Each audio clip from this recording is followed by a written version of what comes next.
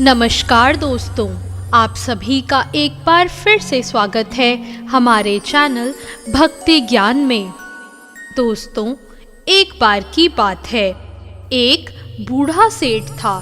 उसके यहाँ बहुत धन संपत्ति थी। इतनी धन संपत्ति कि कितना भी खर्च करो खत्म ही नहीं होती थी। लेकिन दोस्तों, लक्ष्मी जी का स्वभाव तो होता है चंचल, आज यहाँ तो कल वहां।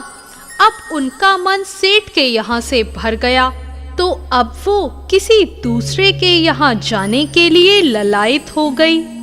तो एक रात सेठ को सपना आया कि बिल्कुल लाल रंग में सजी हुई एक सुंदर सी स्त्री उसके घर से जा रही है। सेठ ने पूछा कि हे देवी, आप कौन हैं? मेरे घर में आप कब आई थी और अब आप मेरे घर से क्यों जा रही हो? फिर वो स्त्री बोली कि मैं तुम्हारे घर की वैभव लक्ष्मी हूँ और मैं कई पीढ़ियों से तुम्हारे घर में निवास कर रही हूँ, लेकिन अब मेरा यहाँ रहने का समय समाप्त हो गया है और मेरा मन भी यहाँ नहीं लग रहा है। इसलिए मैं अब तुम्हारा घर छोड़कर जा रही हूँ, पर मैं तुमसे बहुत प्रसन्न हूँ, क्योंकि मैं जितने भी समय तुम्हारे साथ रही, तुमने धन का हमेशा सदुपयोग किया। तुम्हारे यहाँ हमेशा तुमने संतों को भोजन कराया, उनकी सेवा की, गरीबों को भोजन कराया। इसलिए अब जाते हुए मैं तुम्हें एक वरदान देना चाहती हूँ। अब सेठ जी ने सोचा कि मैं अकेला पता नहीं क्या मांग लूंगा, घर वाले कहीं मुझसे नाराज ना हो जाएं। तो वो सोचता है कि मेरी तो चार बहुएं हैं, मैं कल उनसे पूछकर सलाह करके ही इन्हें बताऊंगा।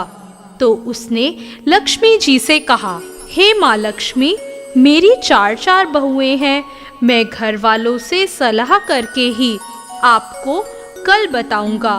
आप कृपा करके कल रात मेरे सपने में पधारें। लक्ष्मी जी ने कहा, ठीक है। अब सेठ जी अपनी चारों बहुओं को बुलाते हैं और उनको अपना पूरा सपना बताते हैं।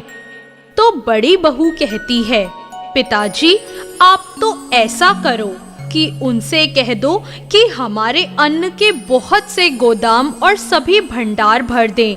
तो दूसरी बहू कहती है कि अरे, अन्न के गोदाम भरवाए तो उनमें तो कीड़े लग जाएंगे, तो आप तो ऐसा करो पिताजी कि सोने चांदी से तिजोरियां भरवा लो। इतने में तीसरी बहू कहती है, पिताजी, आप तो ऐसा करो कि हम चारों के लिए धन से भरे 4 महल मांग लो, तो ना तो पैसा खत्म होगा और हमारी आने वाली पीढ़ी भी ऐश करेगी। यह सब बात सुनकर सबसे छोटी बहू सोच में पड़ जाती है। उनका परिवार धार्मिक प्रवृत्ति का होता है। बचपन से ही उनके यहाँ सत्संग होता था, संतों की सेवा की जाती थी, कथा भागवत होती थी। तो फिर वह छोटी बहू बोलती है, पिताजी, अगर लक्ष्मी जी को जाना है तो वो जाएंगी ही, और अगर लक्ष्मी जी चली गई तो धन संपत्ति भी हमारे यहाँ रहने वाली नहीं है, और अगर टिक भी गया तो उससे हमारी आने वाली पीढ़ी अहंकारी और आलसी हो जाएगी। तो आप उनसे ये सब चीजें तो मत ही मांगना।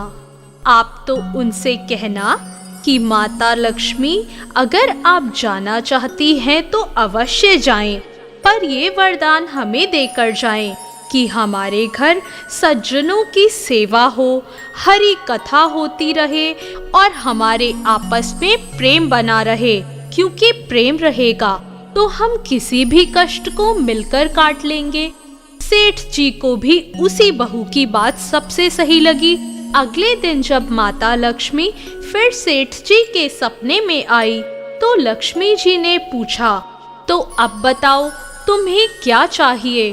तो सेठ जी ने कहा कि माता, अगर आप जाना चाहती हैं तो अवश्य जाएं, पर ये वरदान देकर जाएं कि हमारे घर में हमेशा सज्जनों की सेवा हो, हरि कथा होती रहे पूजा पाठ होती रहे, आने वाले मेहमानों का स्वागत हम कर सकें और हम सबका आपस में प्रेम बना रहे। यह सुनकर लक्ष्मी जी चौंक जाती है और कहती है, यह तुमने क्या मांग लिया? जिस घर में हरि कथा होगी, पूजा पाठ होगा, परस्पर प्रेम रहेगा, अतिथि सत्कार होगा, वहाँ तो साक्षात नारायण का वास होता है। वहाँ तो मैं उनके साथ ही रहती हूँ। तुमने तो मुझे हमेशा के लिए तुम्हारे यहाँ रहने के लिए विवश कर दिया। और लक्ष्मी जी ने कहा, तथास्तु। ऐसा कहते ही माँ लक्ष्मी सदा के लिए उसके घर विराजमान हो जाती हैं। दोस्तों, इस कहानी से हमें यह शिक्षा मिलती है कि अगर हम चाहते हैं कि लक्ष्मी जी हमारे घर में हमेशा के लिए निवास करे, तो हमें हमेशा पूजा पाठ करना चाहिए, दूसरों की मदद करनी चाहिए। ये सब करेंगे तो लक्ष्मी जी भी हमारे घर से कहीं नहीं जाएंगी। जय माँ लक्ष्मी।